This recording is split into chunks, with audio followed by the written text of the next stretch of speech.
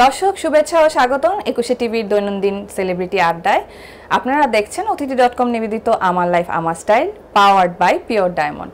আমি আছি আপনাদের সাথে হোস্ট সাইমা সাইকা এবং আমাদের সাথে আজকে স্টুডিওতে উপস্থিত আছেন একজন লেখক এবং উনি কিন্তু একজন জনশক্তি রপ্তানি ব্যবসায়ী, যার নাম হচ্ছে সৈয়দ গোলাম হায়দার। চলে যাচ্ছি আমাদের গেস্টের কাছে। ভাইয়া কেমন আছেন? আলহামদুলিল্লাহ ভালো আছি।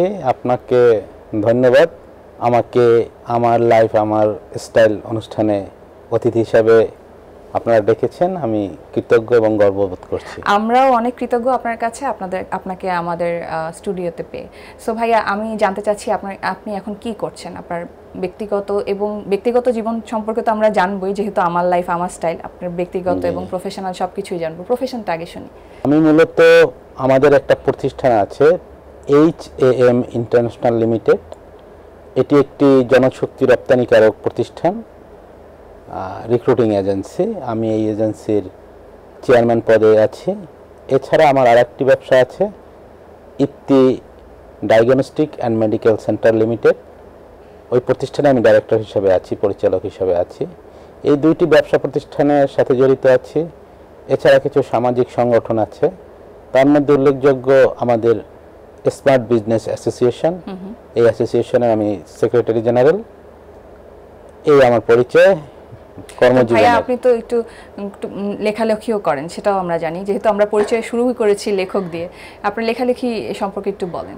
আসলে এই প্রশ্নটা যখন আমার কাছে আসে আমি একটু কুণ্ঠিত হই, দ্বিধাগ্রস্ত হই। কেন?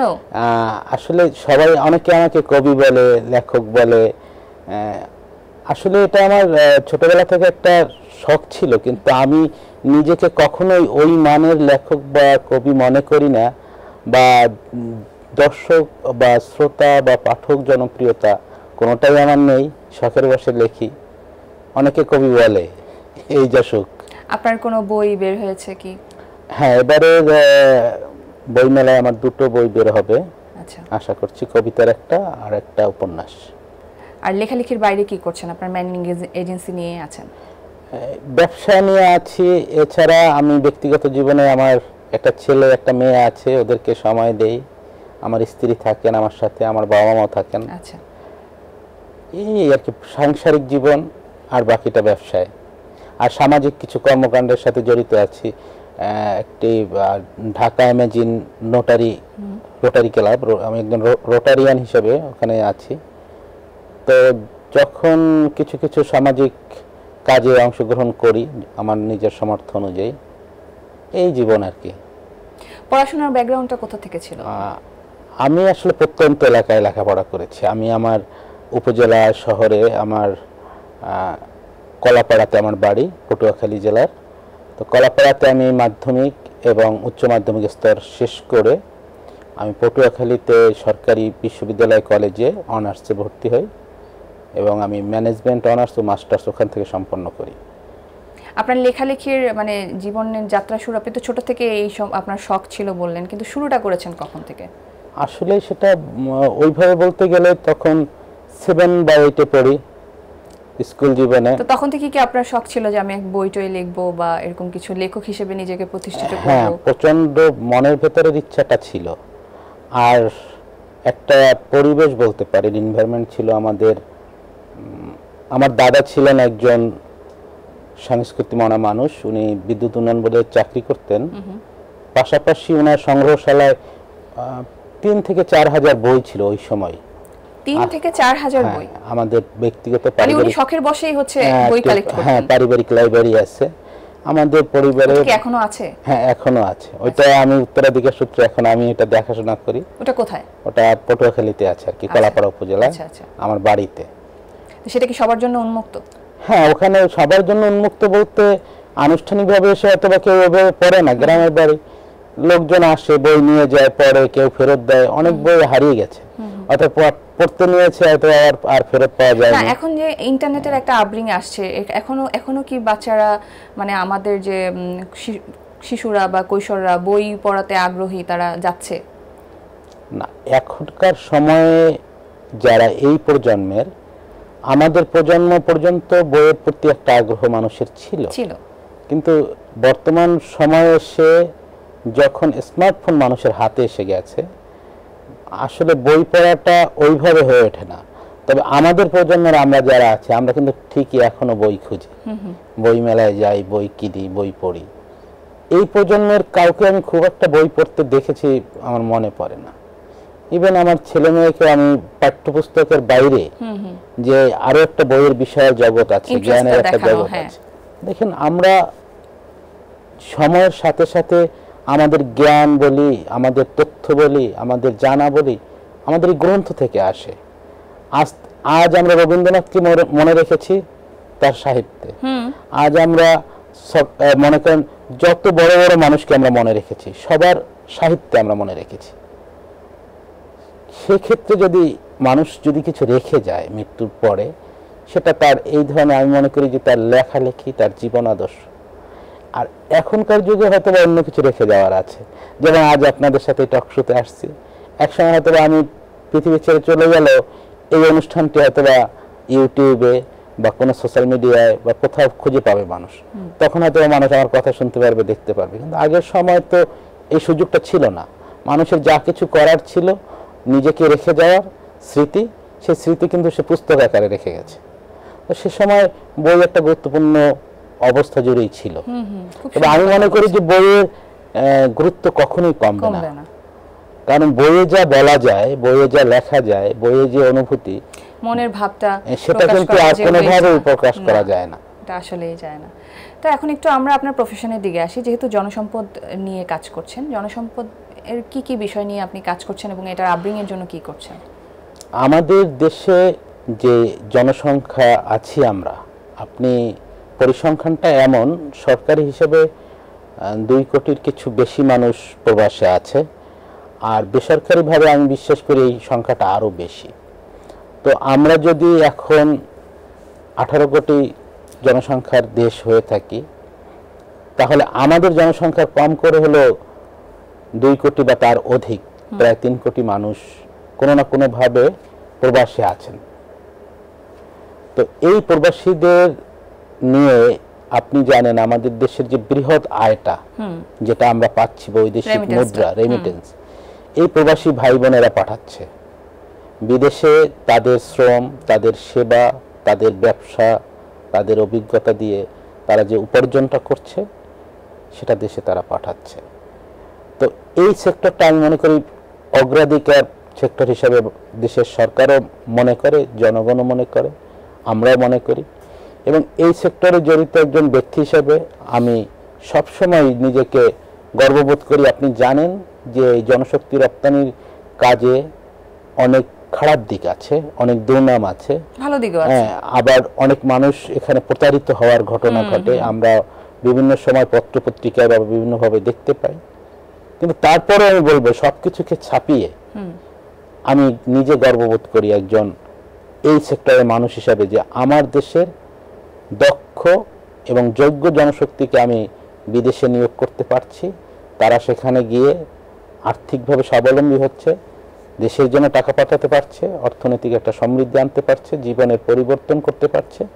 এবং যদি বলি লাইফস্টাইলের কথা, দেখবেন যে দেশে থাকা একটা মানুষের লাইফস্টাইল আর যখন সে বাইরে কোনো একটা ভালো দেশে যায়, সে উন্নত একটা কালচার শেখে। ভাইয়া একটু ইন্টারাপ্ট করি। দর্শক, আপনারা দেখছিলেন অতিথি.com নিবেদিত আমার লাইফ আমার style, power by pure diamond. চলে যাচ্ছে একটা ছোট্ট বিরতিতে, খুব তাড়াতাড়ি ফিরে আসছি বিরতির পর।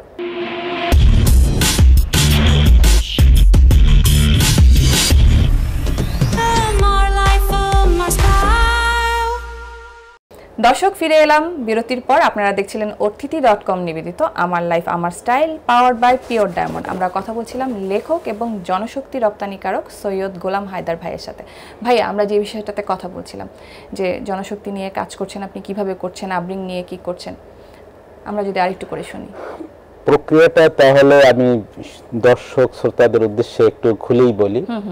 আমাদের দেশে জনশক্তি রপ্তানির যে প্রক্রিয়াটি আছে, মূলত আমরা বিদেশে বিভিন্ন নিয়োগকর্তার কাছ থেকে চাহিদাপত্র সংগ্রহ করি, যে তাদের কোন ধরনের পেশায় কি কি শ্রমিক বা দক্ষ জনশক্তি বা সাধারণ জনশক্তি বা দক্ষ তাদের রিকোয়ারমেন্ট অনুযায়ী আমরা একটা চাহিদাপত্র সংগ্রহ করি।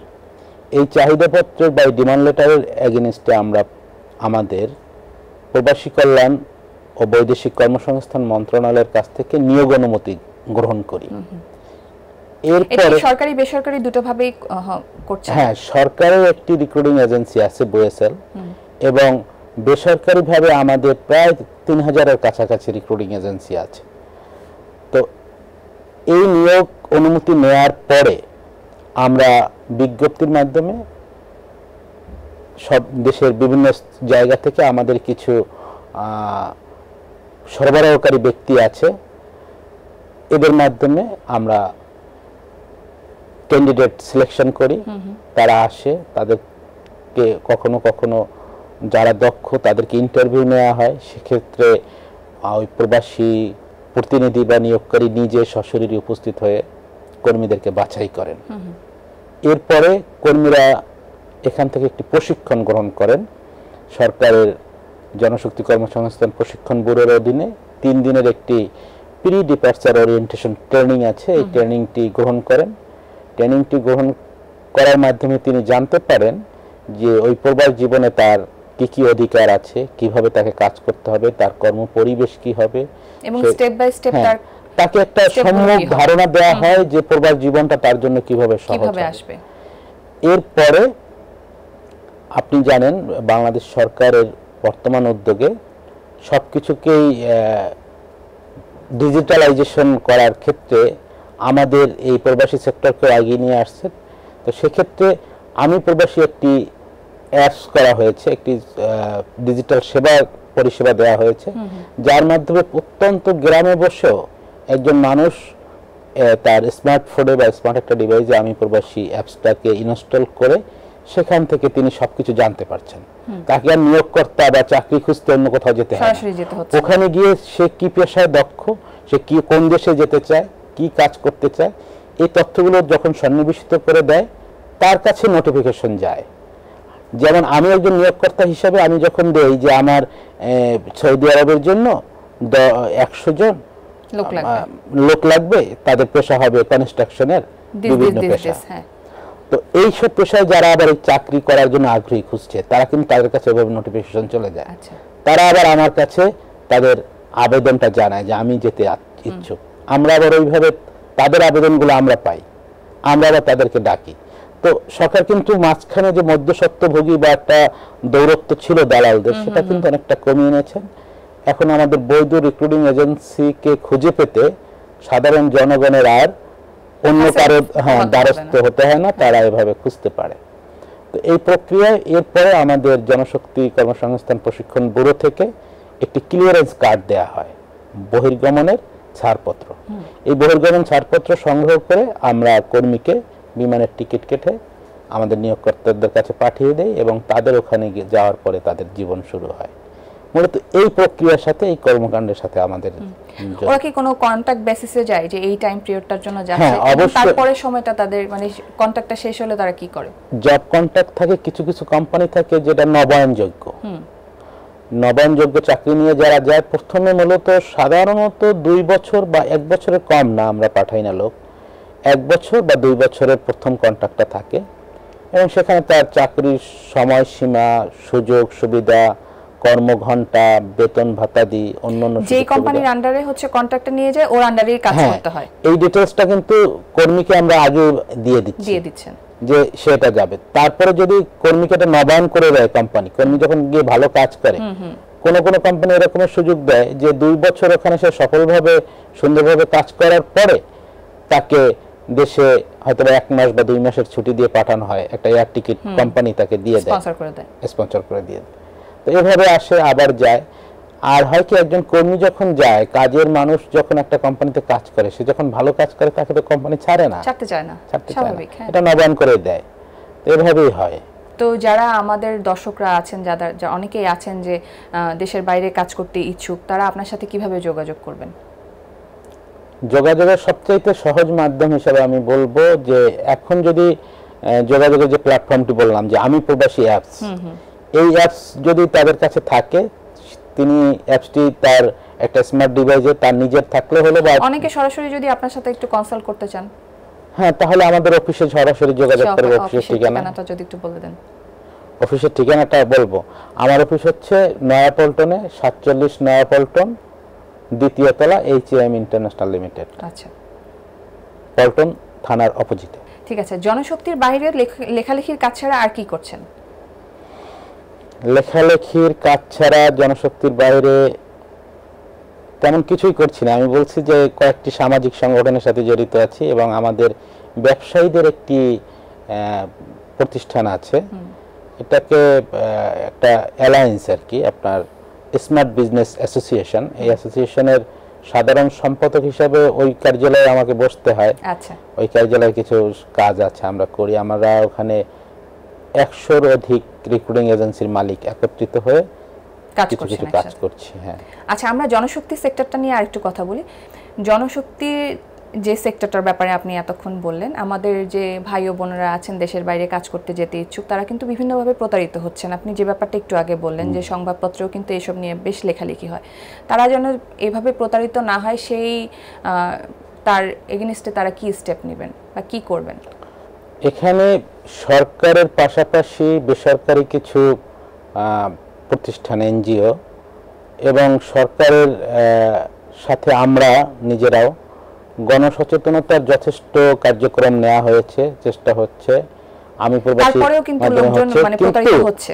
এখানে বিষয়টা একটু দেখতে হবে। আসলে গ্রামে, প্রত্যন্ত গ্রামের মানুষ একটা আস্থা এবং বিশ্বাসের জায়গা খোঁজে, আর যেখানে বিশ্বাস কিন্তু বুঝেনও না, যেখানে বিশ্বাস সেখানে কিন্তু বিশ্বাস ভঙ্গও থাকে। হ্যাঁ, আপনি বিশ্বাস ভঙ্গ হলেই তো প্রতারিত হন। প্রতারণার সাথে কিন্তু বিশ্বাসের একটা ব্যাপার অঙ্গাঙ্গিভাবে জড়িত আছে। দেখা যায় যে তারা কি করে, এলাকার একজন মানুষ জানে যে অমুককে বিদেশে লোক পাঠায়, তার কাছেই যায়। সে সরাসরি মানে ঢাকায় এসে একটা রিক্রুটিং এজেন্সিতে আসবে বা একজন লোকের কাছে আসবে। দালাল প্রথাটা কমে আসছে, কিন্তু আছে তো, শেষ তো হয়নি, চেষ্টা চলছে, কমে আসছে। তারপরে কিছু সুযোগ সন্ধানী মানুষ সব সময় থাকে, আর সব ক্ষেত্রে যে তাদেরই দোষ তাও না। অনেক ক্ষেত্রে আমাদের বাংলাদেশের পর্বেই শুধু প্রতারণার ঘটনা ঘটে না, প্রতারণার ঘটনা কিন্তু বিদেশেও আছে। বিদেশে যারা এই নিয়োগ কর্মকারী আছে প্রতিষ্ঠানগুলো আছে আপনার, তারাও কিন্তু এই নিয়োগের ক্ষেত্রে অনেক সময় জালিয়াতি করে, প্রতারণা করে। তারা বললো যে আমি 200 লোক নিব, 300 লোক নিব, তারা আমাদেরকে ডিমান্ড দিল, আমরা সবকিছু গোছাইলাম, সবকিছু দিলাম তাদেরকে। পরবর্তীতে দেখা গেল যে কোন এক কারণে ওই প্রতিষ্ঠানটা হয়তো ভুয়া বের হলো, তারাই প্রতারণা করলো। তারা দেখা গেল আমাদের কাছে ডিমান্ড করলো যে তোমরা 200 লোকের ভিসা বাবদ বা অন্যান্য খরচ বাবদ আমাদের দেশের অনুযায়ী এই টাকা দিতে হবে। একটা টাকা তারা আমাদের কাছ থেকে নিয়ে নিল। টাকা হয় আমরা আমাদের নিজের পকেট থেকে, আমাদের ব্যবসা প্রতিষ্ঠান থেকে দিয়েছি, আর না হলে দেশের অন্য মানুষ যারা যাবে, যারা আগ্রহী যাত্রী, তাদের কাছ থেকে একটা অ্যাডভান্স টাকা নিয়েছি, যেটা তোমার তো হয়ে যাবে, তোমার এত টাকা খরচ যাচ্ছে, তুমি এর কিছু একটা অ্যাডভান্স অ্যামাউন্ট দাও। ওই অ্যাডভান্স অ্যামাউন্টটা নিয়ে আমরা কি করি, ওদেরকে দেই। তো দেখা যায় যে অনেক ক্ষেত্রে আমরাও প্রতারিত হন। একজন নিয়োগকারী প্রতিষ্ঠান হিসেবে, জনশক্তি রপ্তানিকারক হিসেবে আমাদেরও কিন্তু এই ঝুঁকিটা আছে। প্রতারণা গল্প যে শুধু সাধারণ মানুষের তা না, এই ঝুঁকিটা এড়াতে কি স্টেপ? তারপরে আমরা সচেতন ভাবে, মূলত আসলে এরকমের যেসব দেশে আমাদের জনশক্তি, আপনি মিডল ইস্টে কিছু দেশ এবং সাম্প্রতিককালে আপনি জানেন যে মালয়েশিয়াতে অনেক লোক গিয়েছে, সিঙ্গাপুরে লোক যাচ্ছে। তো আমাদের দেশ থেকে মিডল ইস্টের সৌদি আরব, সংযুক্ত আরব আমিরাত, ওমান, কাতার, কুয়েত, এইসব দেশেই বেশিরভাগ লোক যায়। তো আমরা যারা এইসব প্রতিষ্ঠানের সাথে জড়িত আছি, আমাদের কিন্তু ওই স্থানীয় পর্যায়ে কিছু লিঙ্ক তৈরি হয়ে গেছে। হয় আমাদের সেই সব লোকের মাধ্যমে আমরা খোঁজ খবরগুলো নিচ্ছি, আর না হলে আমরা এরকম প্রপোজাল পেলে আমরা সরাসরি নিজেরা চলে যাই ভিজিটে। আমরা গিয়ে কোম্পানি ভিজিট করি, কোম্পানির কর্ম পরিবেশ দেখি, কাজের ধরন কি আছে সেটা দেখি। আর একটা বিষয় আছে, আপনি জানেন এইসব দেশগুলোতে আমাদের বাংলাদেশের দূতাবাস রয়েছে। ভাই, আমরা একটা ব্রেকে যাই, ব্রেকের পরে আমরা কথাটা কন্টিনিউ করি। সো দর্শক, আপনারা দেখছিলেন অতিথি.com নিবেদিত আমার লাইফ আমার style, powered by pure diamond. চলে আসছি ছোট্ট একটা বিরতির পর।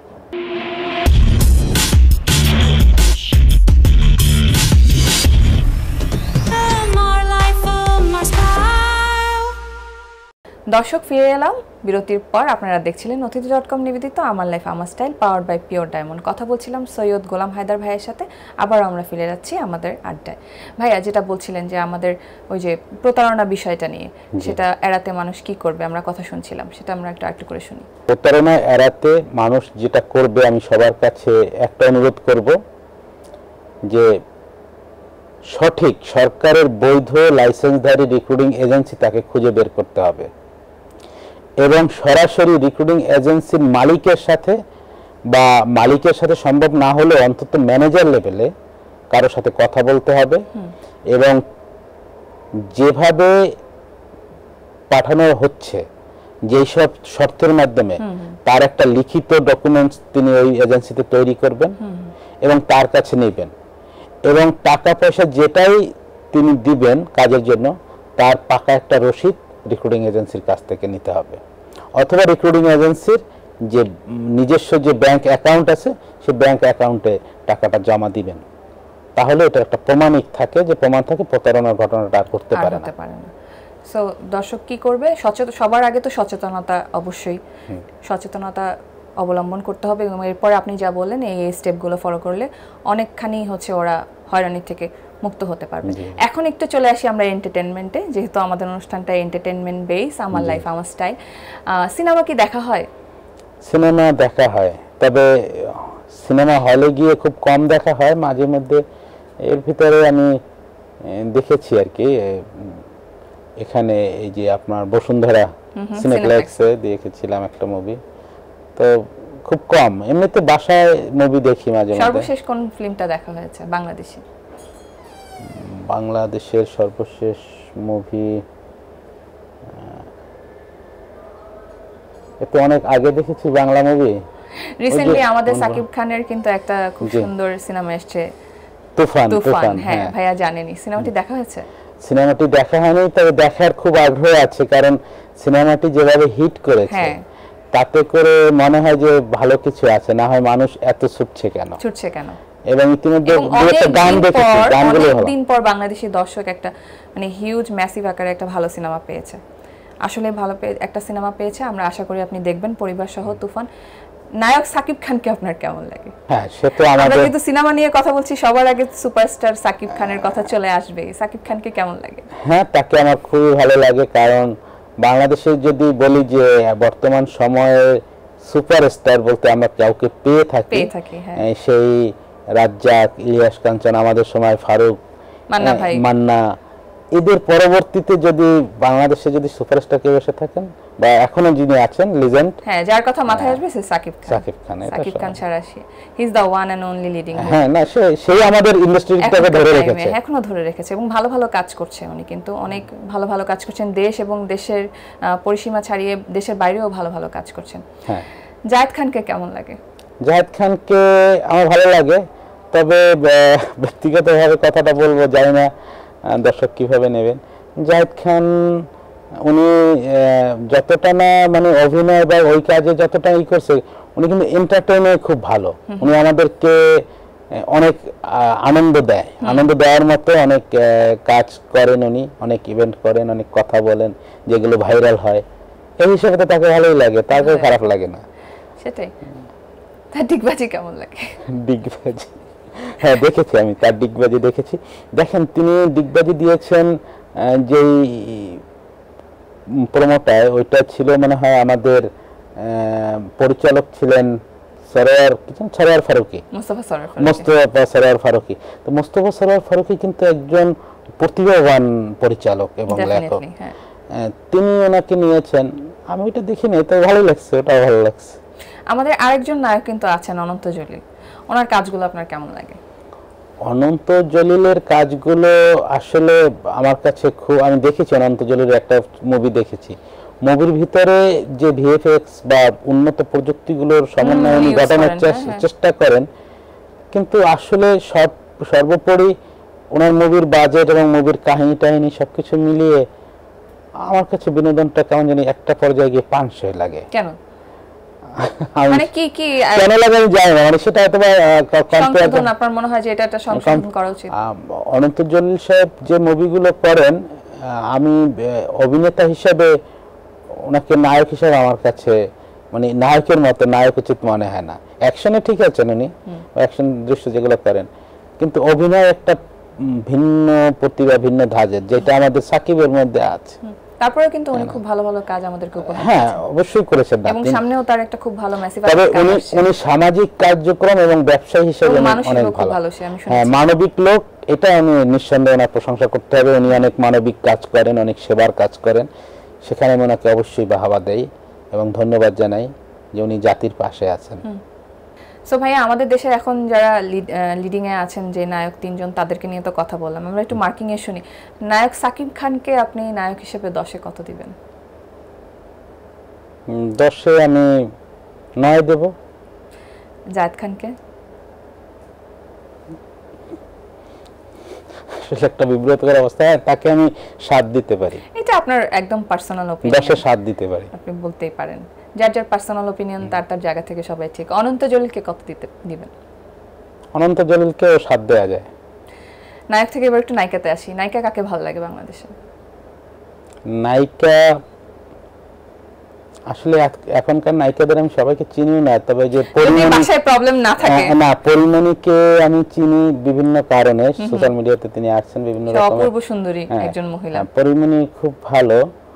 আর ওই যে বুবলি বা এখন যারা আছে, তবে আমি আসলে মুভিতে ইংলিশ এবং ইন্ডিয়ান মুভিগুলোতে বেশি অভ্যস্ত আর কি, ওগুলো দেখি বেশি। একটু মজা করি, যদি ভাবি মাইন্ড না করে, পরিমণি আপু যদি আপনাকে মানে প্রস্তাব দেয় সিনেমা করার, কি করবেন? সিনেমা করার মানে আমি সিনেমা প্রডিউস করব না নায়ক হিসেবে আমি অভিনয় করব? আচ্ছা, সিনেমা বাদ দিলাম, প্রেম করার যদি প্রস্তাব দেয়? প্রেম, আমি তো বুড়ো মানুষ, আমার সাথে এরকম একজন নায়ক, কোনো বয়স আছে?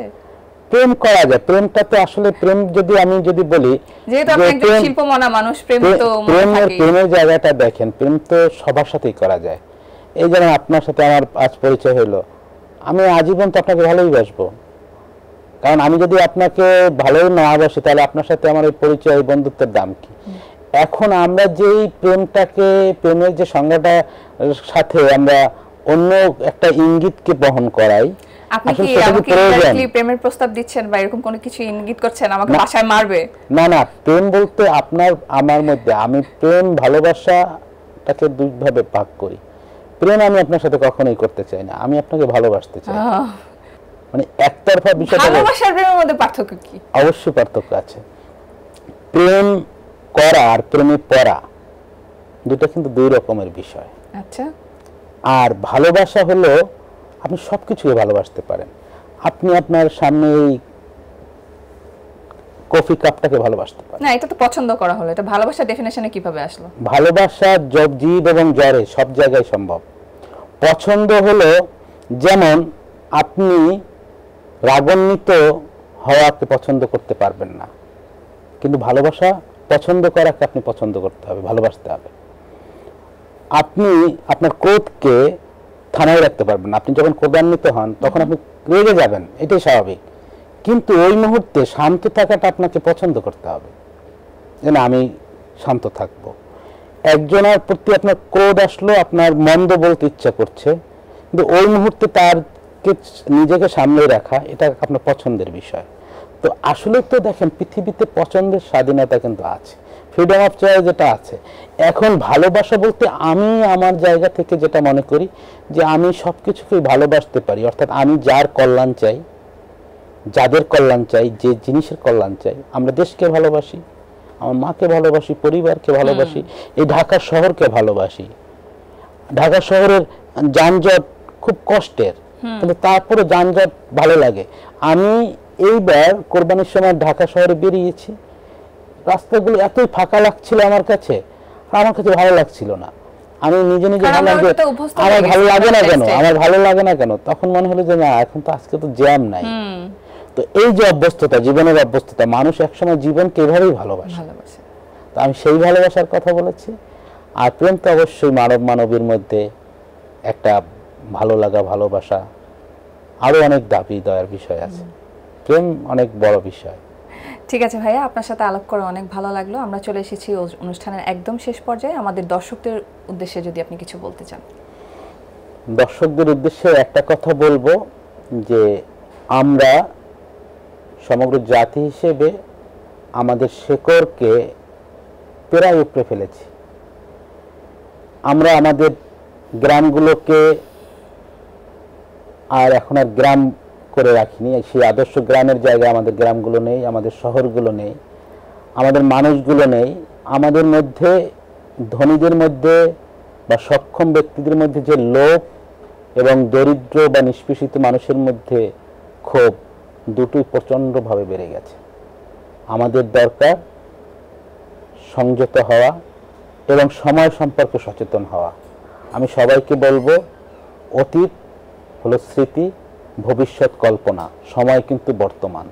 তাই বর্তমানকে সুন্দর, সঠিকভাবে, সচেতনভাবে ব্যবহার করবেন। লোভীও হবেন না আর ক্ষোভীও হবেন না। বিক্ষুব্ধ হওয়ারও দরকার নেই আর লোভী হওয়ার দরকার নেই। আমরা যেন জীবনকে, একটা জীবন, একদিনের জীবন, 24 ঘন্টার জীবনকে সেভাবেই কাটিয়ে যেতে পারি। ধন্যবাদ সবাইকে। সবাই ভালো থাকবেন, সুন্দর থাকবেন। সবার প্রতি শুভকামনা এবং শুভেচ্ছা রইল।